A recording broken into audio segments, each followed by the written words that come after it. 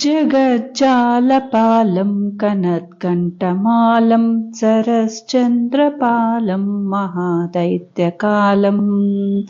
नभोनीलकायं दुरावारमायं सुपद्मासहायं भजेऽहं भजेऽहम्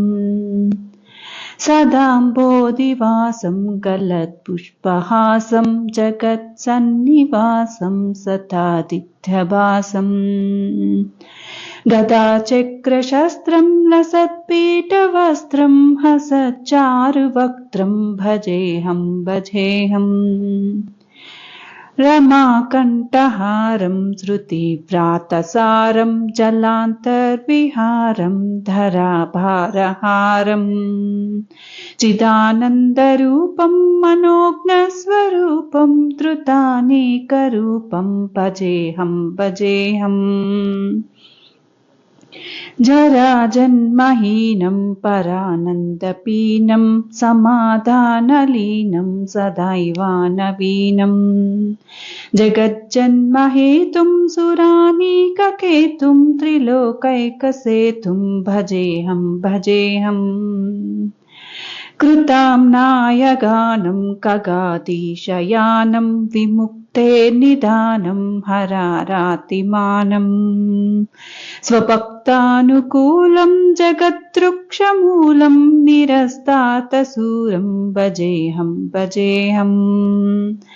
जराजन्महीनं परानन्दपीनं समाधानलीनं सदैवानवीनं जगज्जन्महेतुं सुरानीककेतुं त्रिलोकैकसेतुं भजेऽहं भजेऽहम् कृतं नायगानं खगाधीशयानं विमुक्तेर्निधानं हरारातिमानम्